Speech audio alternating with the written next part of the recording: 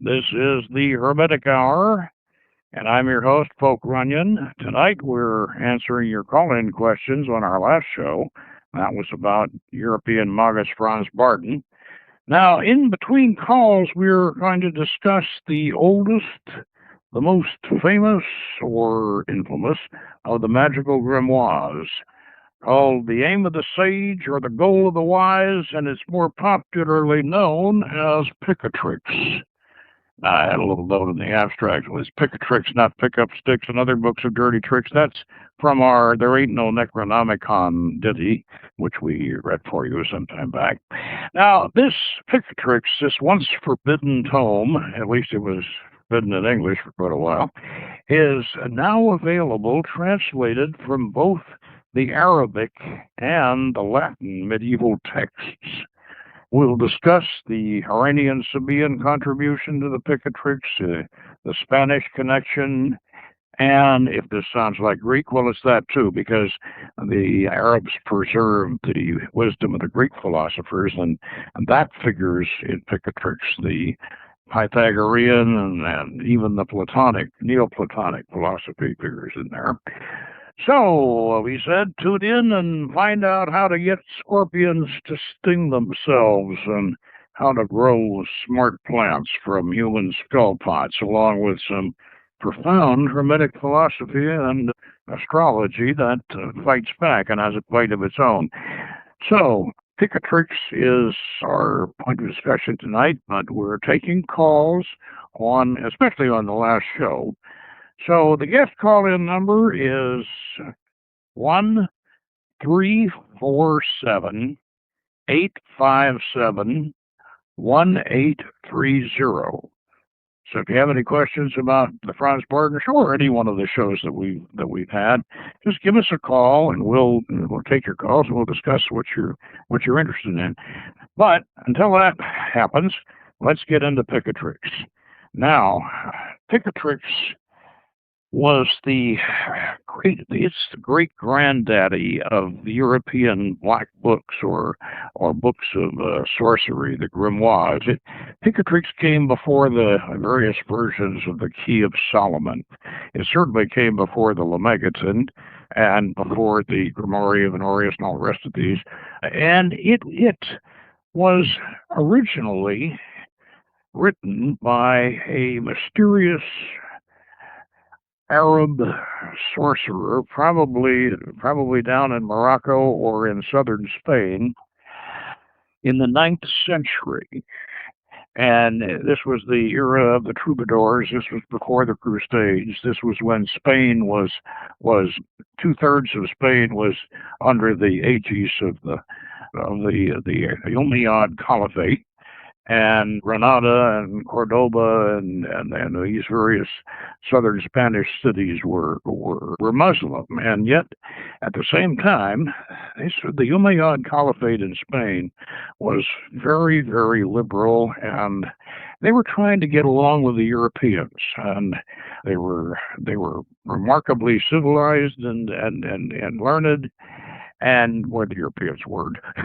So if you wanted an education in those days, you packed up your satchel and you hit the road for southern Spain, and that's where you got a decent education back before the Crusades.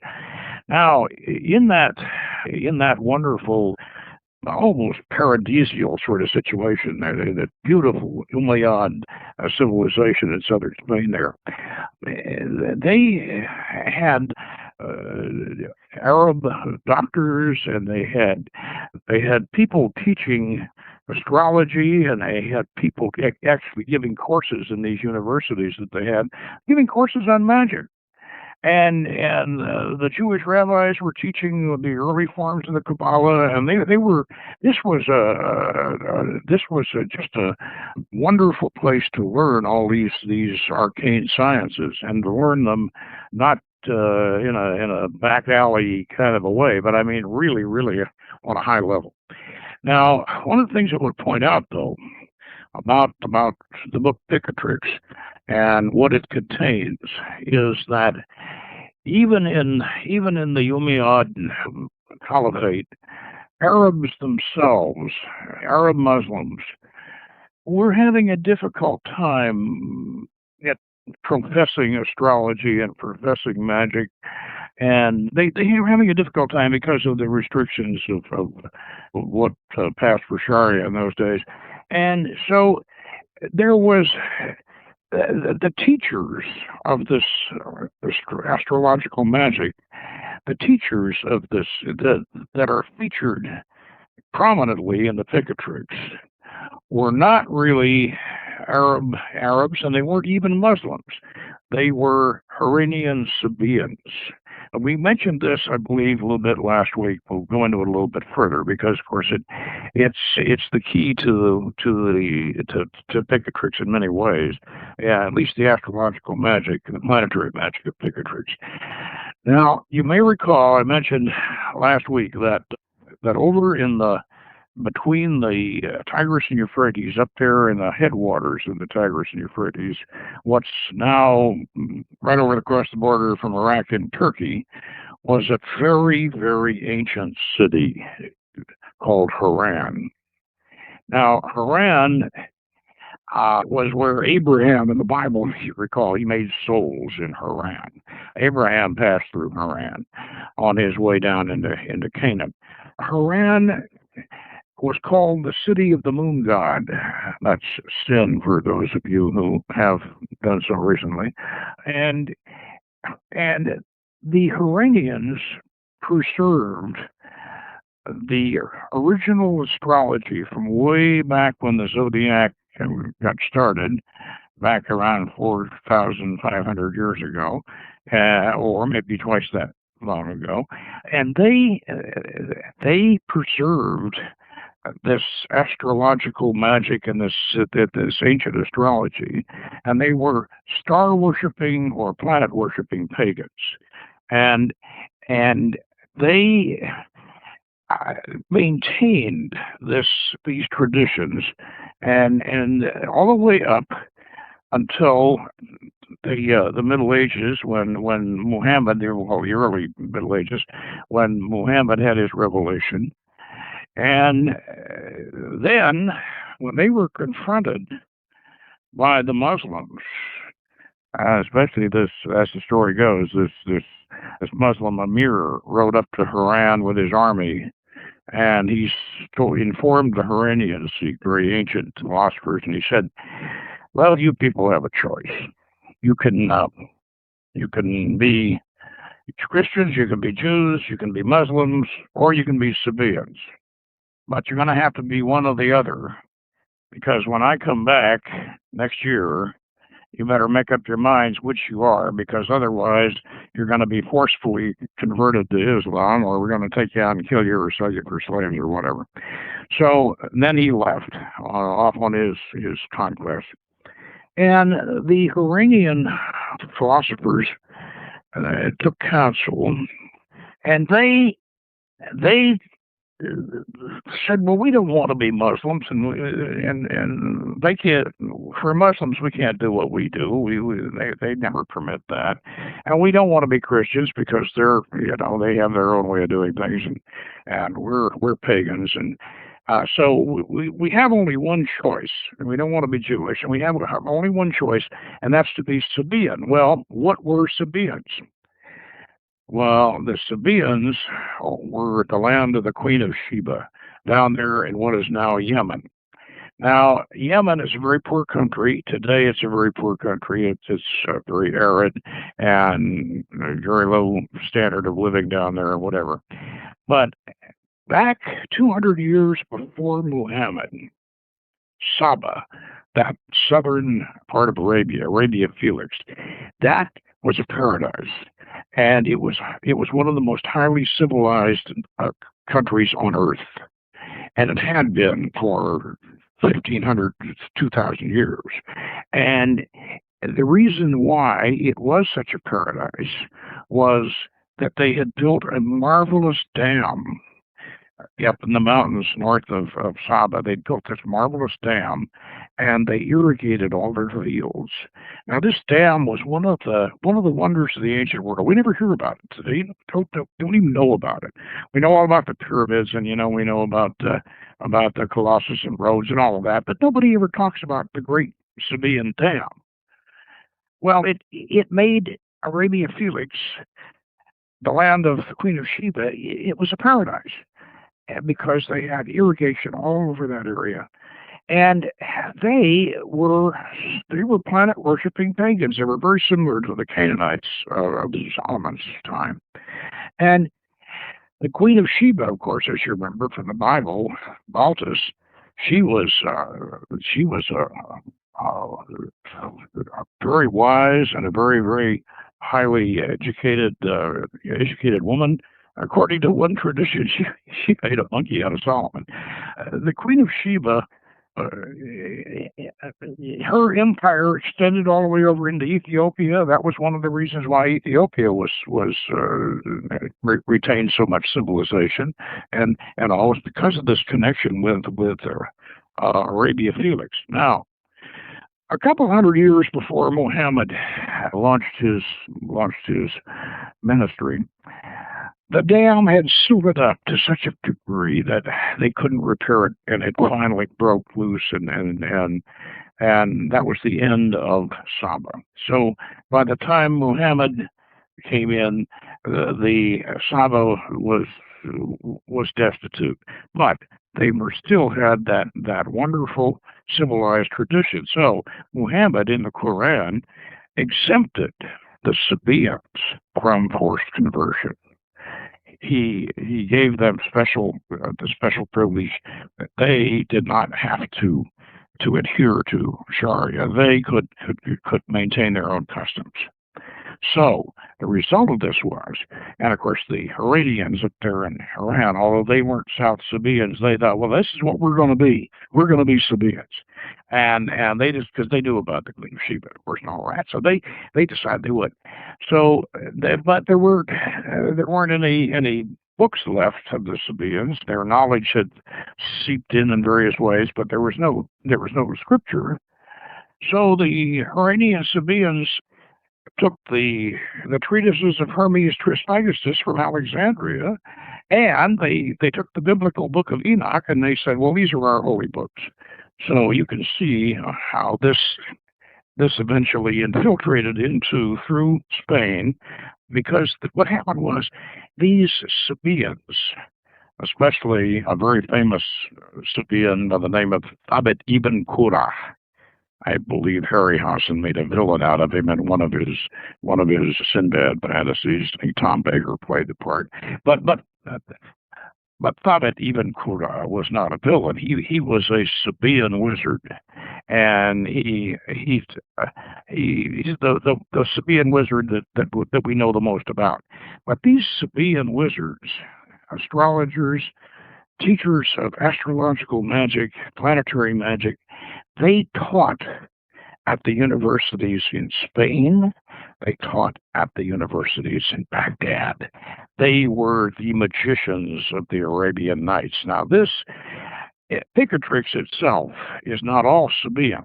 In fact, it's probably not written by a Sabian, but what Picatrix is a compendium of big compendium of all of the magical lore that this one anonymous Arab, Moorish, or Arab Spanish wizard put together. And his continually through the book, he continually says, "Well, I'm expressing this so you'll know, and this is only for just people who really can know how to handle this wisdom." He said, "I'm not writing this for the masses. This is," and he continually tries to excuse himself because he puts everything he knows about magic from India and from the ancient Greeks, because the Arabs preserved ancient Greek philosophy. They preserved We even mention Empedocles. So there's the ancient Greek that first discovered or promoted the five element theory, which is the basis, for the Hermetic proposition.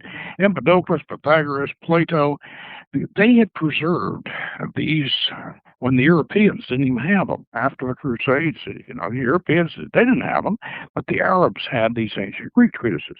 So the Arab alchemists and magicians and the Sabians they had the ancient Greek wisdom. They had the treatises of Hermes Trismegistus. They had the wisdom of Pythagoras. They had all of these things, and they also had, and this was the bedrock of their system, was the astrology of Ptolemy. For the Greco-Egyptian astrologer Ptolemy from a couple hundred years before Christ. So they had all of this wisdom. So this anonymous sorcerer, they call him Pseudo-Magritte, but we don't know who he was. Call him Picatrix because that's how he's come down to us. He put all this together in this great big book, and this became the Arabic version.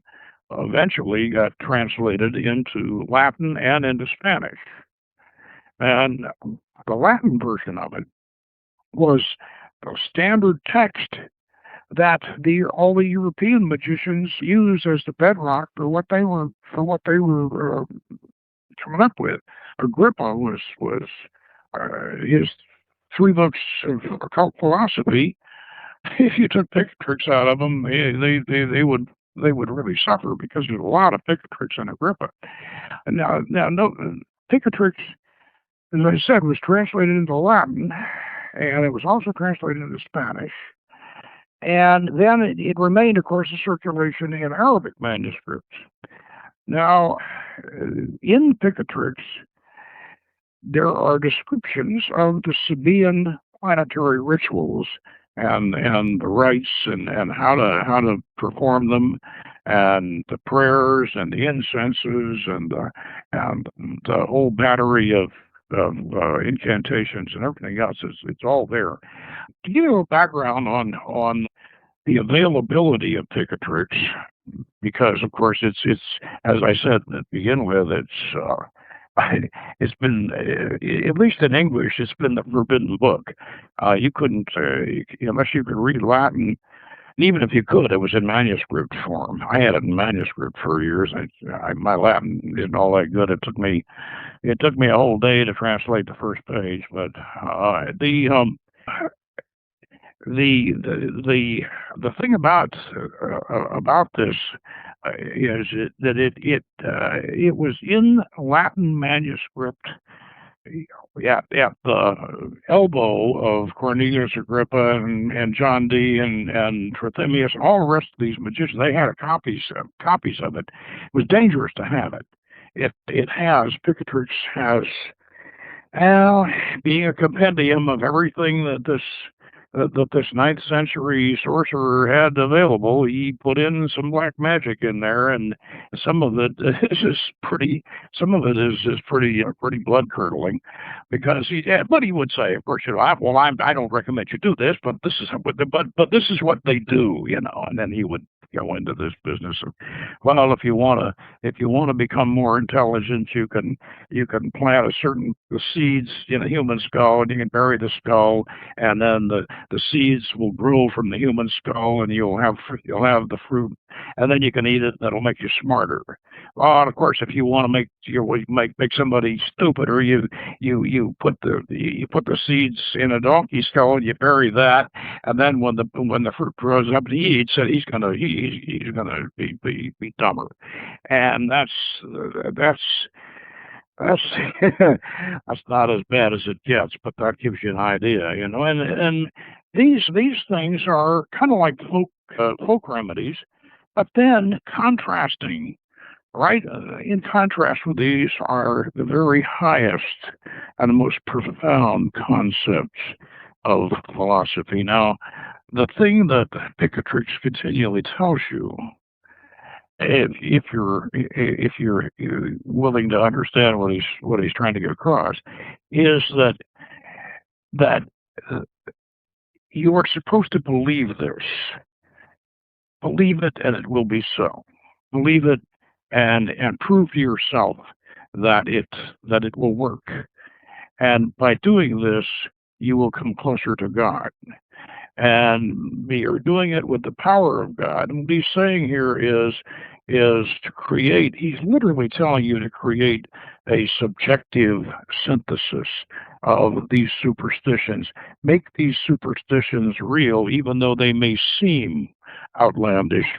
Make them real. Make them work, and you will realize that the power of God really does rule the universe, and yet at the same time, there are the beginnings of science in what he's talking about too.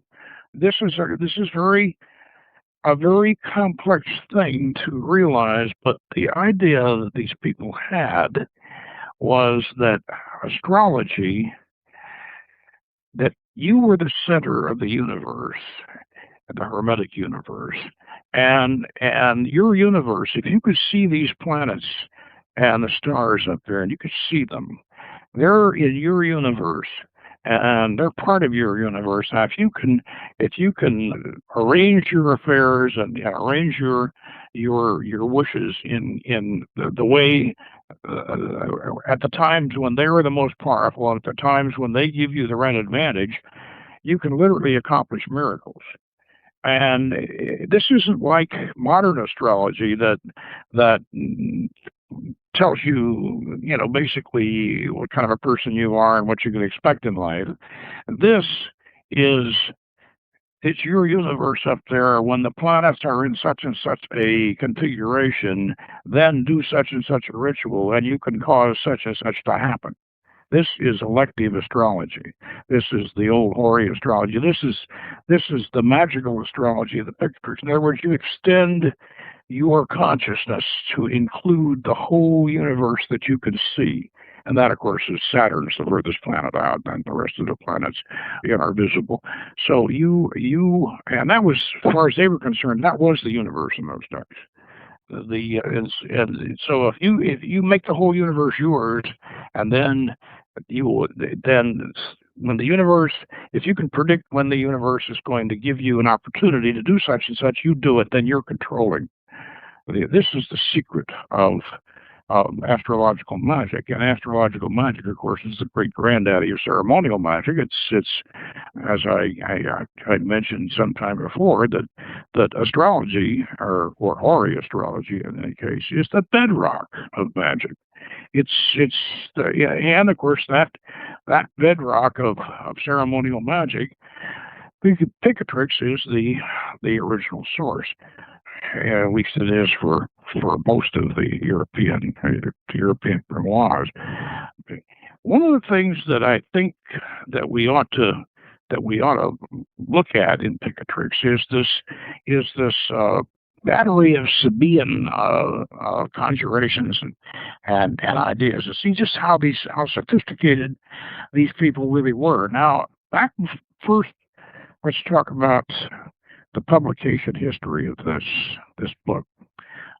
Right before World War II, Amy Warburg, who was a patron of arcane philosophical arts, commissioned, and she was living in England, and she commissioned two Germans, Plesser and Ritter, to translate the Arabic Picatrix into German. So she gave them a grant to do this, and they went to work on it. Well, sometime right after World War II, they came up with a very scholarly and a very nice German translation of the Arabic version of Picatrix, which, of course, was made available, but no English. There was no English version. Well, this went on for years and years and years and years, and if you didn't read German, or you could read the Latin and manuscript maybe, but we didn't have an English version of Picatrix. Well, we had, fortunately, one of the senior senior people in the OTA, Hal von Hof was a German scholar. So what we did was we had Hal, which he very much enjoyed doing, take the Sabian section out of the Picatrix, which is the planetary prayers and the planetary rituals, and translate them from the German version into an English version, which we published back in 1999 in the Seventh Ray, our journal. So it's called the Blue Ray. So this article is called The Divine Numata, Sabian Planetary Rituals from Picatrix Reconstructed. And that's the Blu-ray. It's still available, by the way, on Amazon for those of you who want to get it. Now, this presentation is actually, even though Picatrix is now available, both the Arabic and the Latin are now available in English, this is still a very, very good article because it gives interpretation of how to use these planetary rituals. So it's good to have along with the now published English versions. Now that was the first publication in English, was our Seventh Ray. Well, let's see here.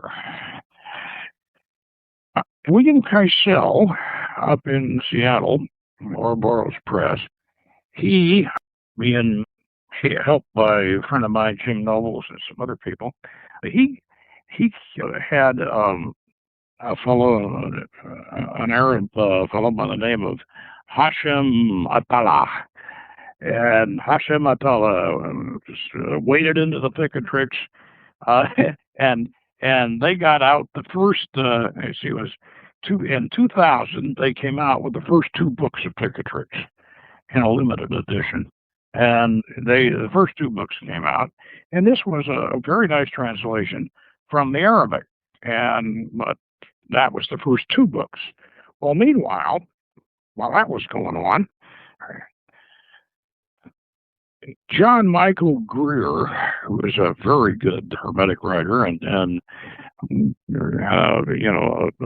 very astute Golden Dawn scholar, and John has very good Latin. His Latin's a lot better than mine. And so John Michael Greer and a really, really great astrologer, Chris Warnock, they got together, and John Michael Greer started translating the Latin version. Well, this was the one I've had this thing in Latin, in longhand for a while. And so they started into that. Well, they came out with, a couple of years ago, they came out with the first 2 books in Latin. And Sandra, can I have the Picatrix back? Thank you. And they came out with it with the first 2 volumes in Latin, and that was the Latin version of it. And then just this about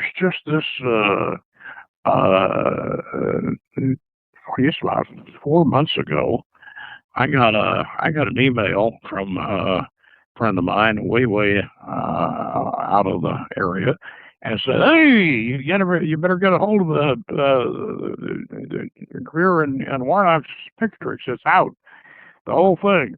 So sure enough, they have the entire Latin Picatrix translated and beautifully bound and illustrated. By the way, it's beautifully illustrated by Nigel Jackson, and these illustrations look like they look like they're right out of the Arabian Nights. They're just beautiful, and this is a really beautiful job. Now, and we got a caller?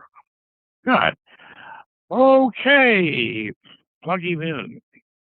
You're on the air. Who am I talking with? Good evening, Poke. This is Mike Downs from Georgia. Oh, hi, Mike. How you doing? Pretty good. How you doing? Wow, we're swinging along here. What is your question? Okay, I wanted to ask a question about Franz Bardon. I got a couple of questions, actually. I got one, or a theme for myself, and then another one from Elizabeth. Yeah. My question is, this one is from the practice of magical evocation, and so on the spirits of the Mercury sphere, Which sphere? Which sphere was that? Which sphere, Mike? Are you there? You lost him, Mike. Well, it looks like we lost him. What? Okay. Anyway, he'll call back, and well, I'm not hearing him at all. Well, anyway, if you're not hearing him either, right? Okay, let's let him call back then. Anyway, to continue with the Picatrix, the Sabians were very eclectic, and if you go through the Sabian incantations for these different planetary spirits, they they're actually calling on the gods in all the different traditions that they can think of, and this is really talk about almost an international approach or an intercultural approach to this thing, and you realize how sophisticated these people really were. You realize that yes, they did have over there in Haran. They had Hermetic scholars from Italy over there. This was an international. This was an international, civilized, highly sophisticated group. And just to give you an example here, let me come up with one of them here for Jupiter. This is out of our seventh ray book, by the way. It says, "Hail to you, O Lord, you blessed one, happy and serene, Lord of law, justice, fairness, and consciousness. You who are wise in religion, aesthetic, mighty, high-minded, bringer of good fortune, noble, elevated, powerful, subjugator, granting honor. You who keep treatises, you who keep treaties, you who are upright in the love of noble nature. We ask you, O Father, by your noble and beautiful attributes and your precious deeds, grant us wealth and prosperity and a portion of that which we desire in the world, and O source of good deeds, fulfiller of wishes. Hail unto you, you exalted, magnificent, great star, good-natured."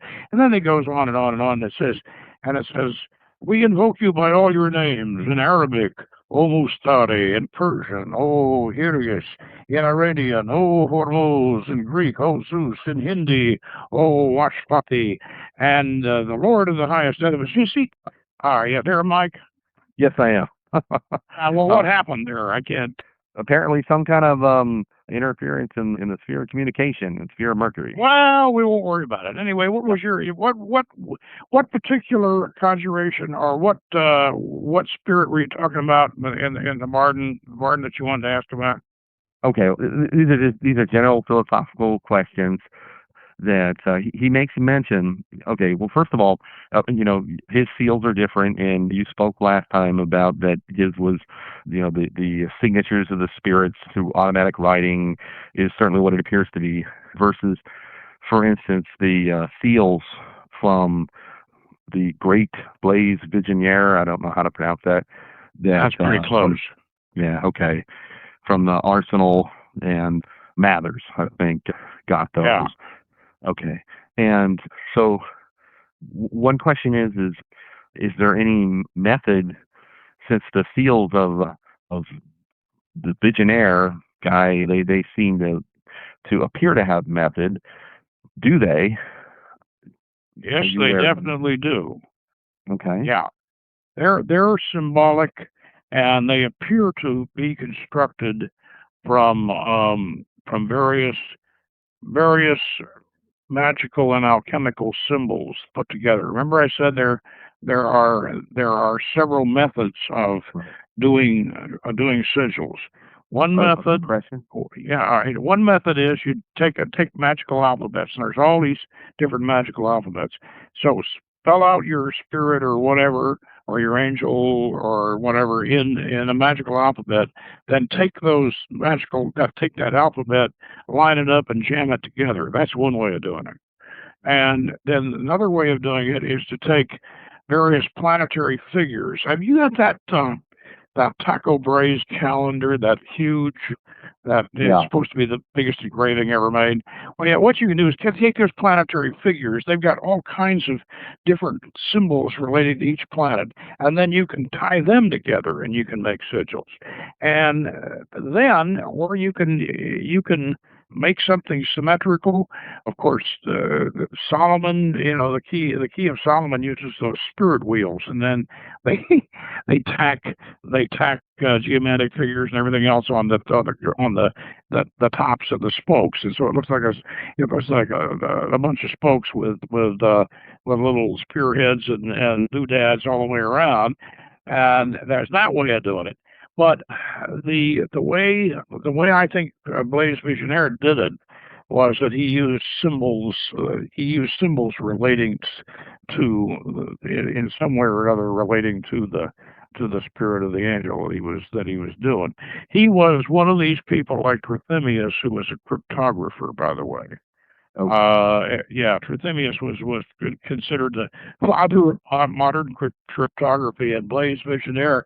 Blaise Visionaire was the guy that invented the Saint Cyr slip. I don't know if you're into cryptography, but those of us who play around with that, we all know about the Saint Cyr slip.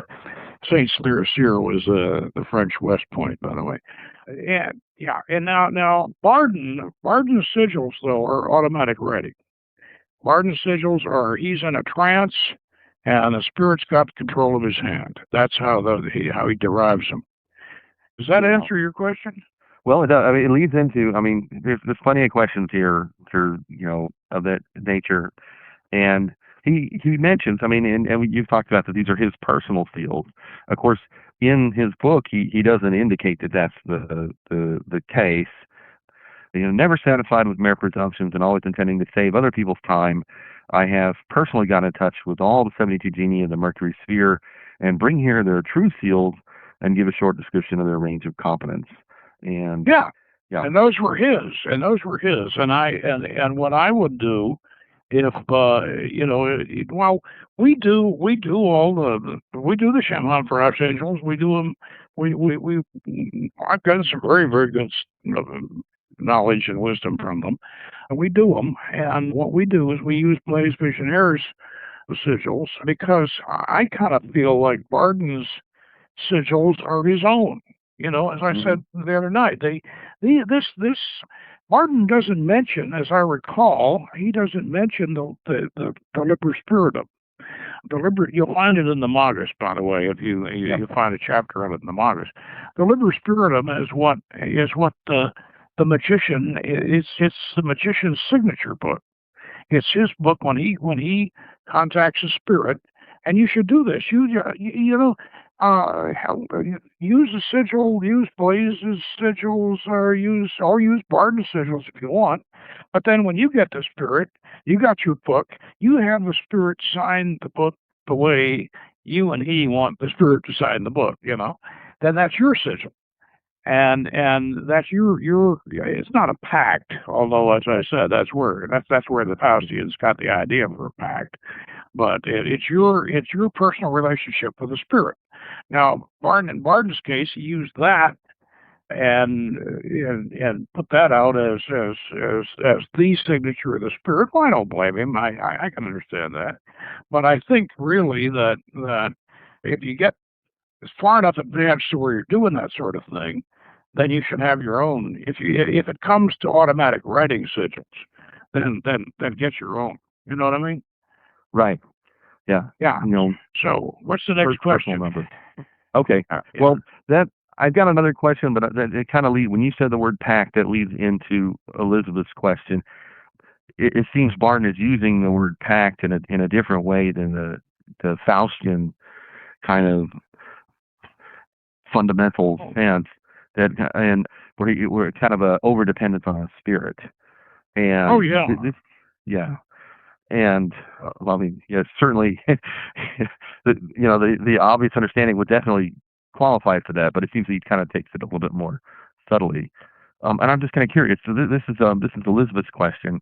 Is he talks a lot about some in a dire warning section on what can happen, and he mentions, she's got a passage underlined for me that she wanted to ask about.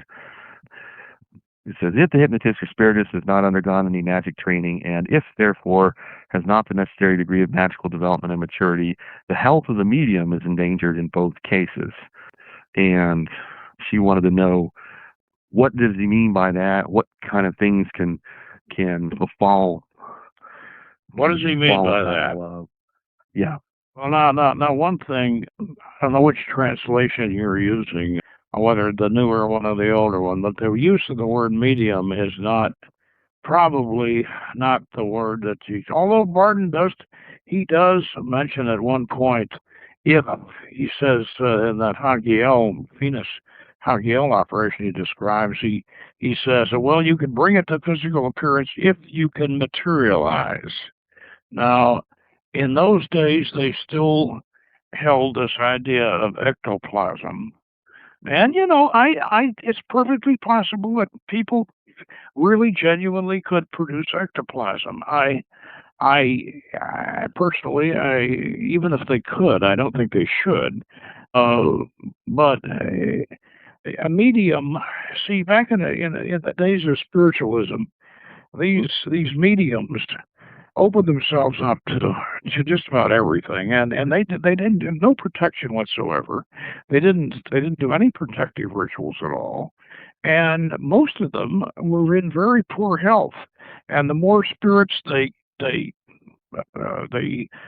materialized, the worse their health got. And so I think this is what he's talking about is the in the case of a medium, it's spiritualist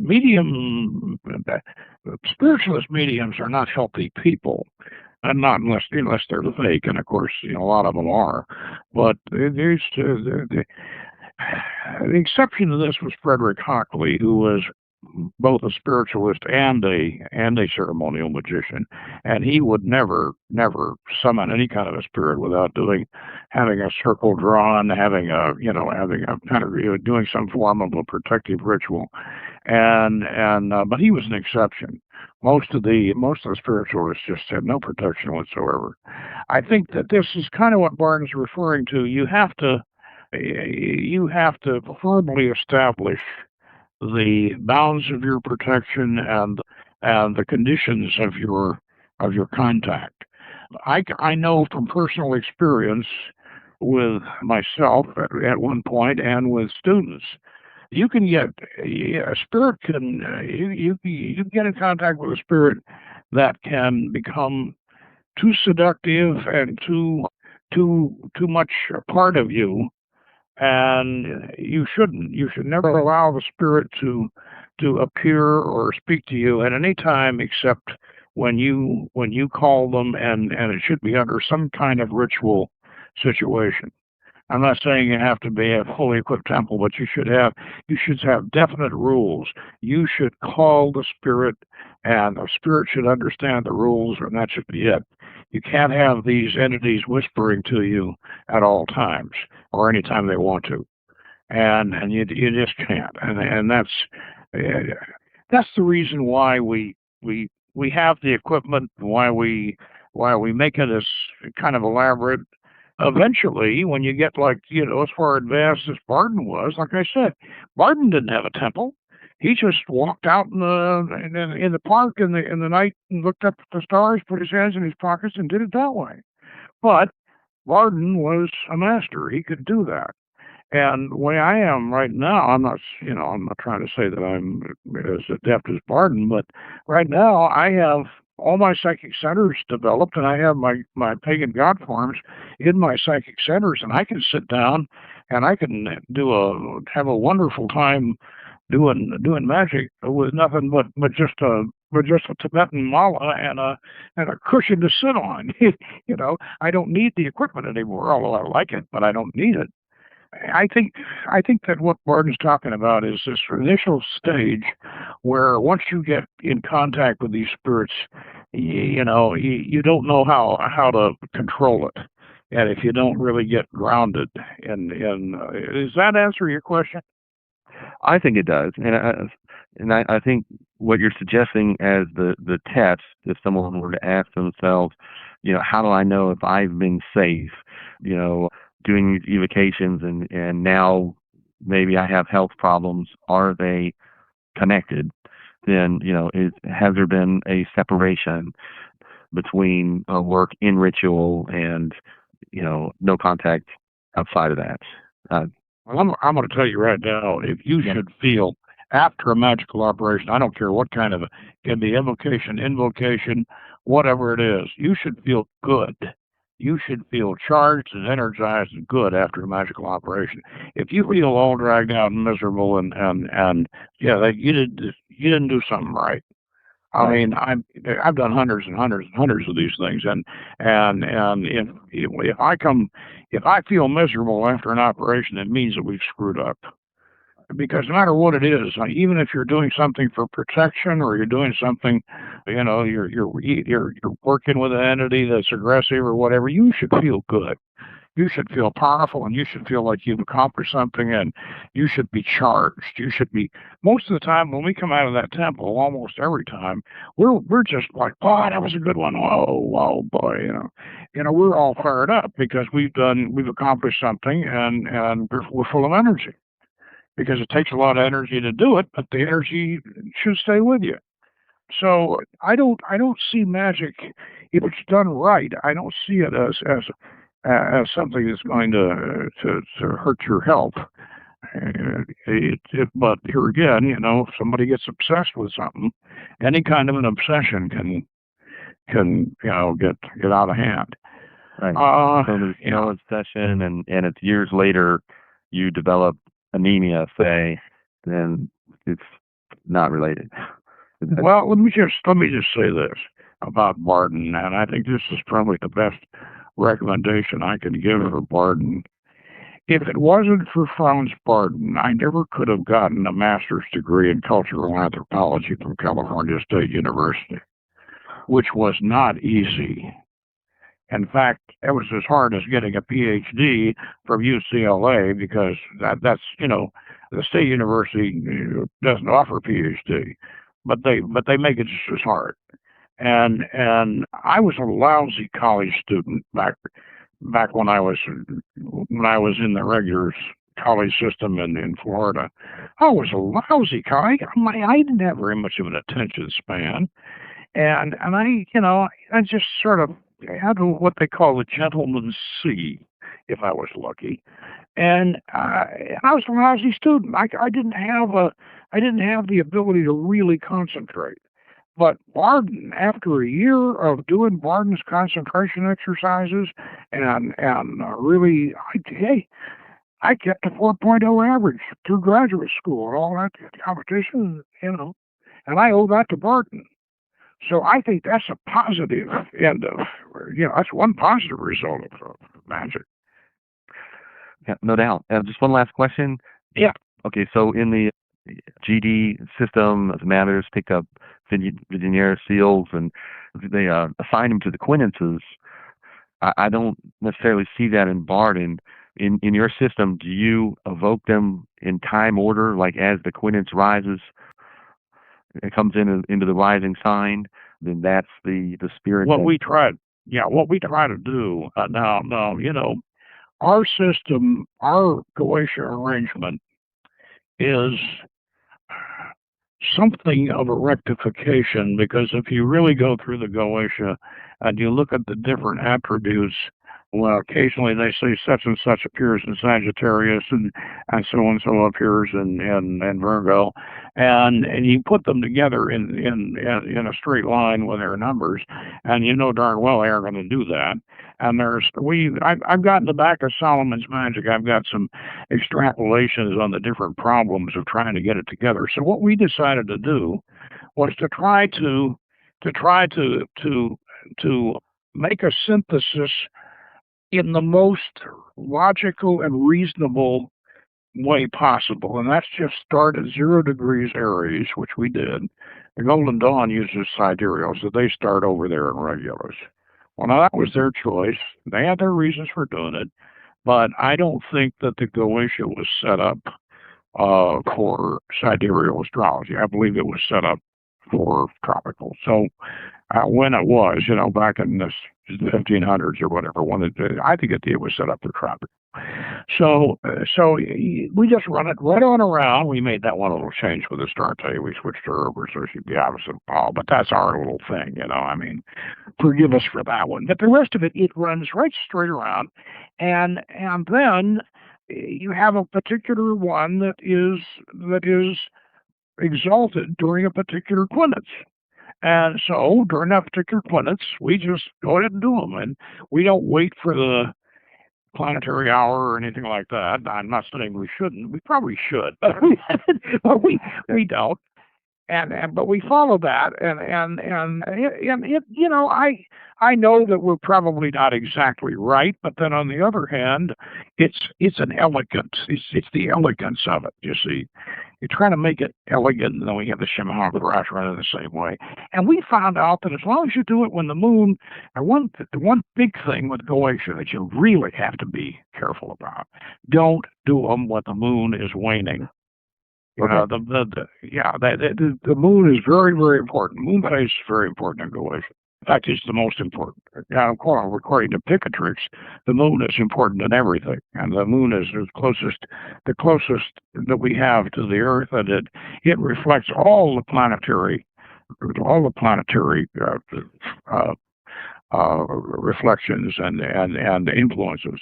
Now, one thing, getting back to Picatrix again, this is one of the big secrets in Picatrix, and he emphasized this over and over and over, and finally ends up in the end of the book after 375 pages or something or other. He says, now, the most important thing are the matches of the moon. Don't do anything when the matches of the moon are against what you're trying to do. And so I think the same thing applies to Goetia, absolutely. And you know but here again, the closer you can come to the planetary hour, and the closer you can come to the planetary day, and all of that's good. That's all good. Yeah, is that? Am I answering your questions, you think? Yeah, I think that's well answered, and thank you very much, Poke. And appreciate it. Okay, and we'll. Thanks for calling in, Mike. I appreciate it, and you know, stay in touch. As I said, we're getting that associate member program off the ground, and we're going to be moving right along with that. And anyway, we're just about out of time. We can go ahead and sign off, and I'll be back talking with you on an email.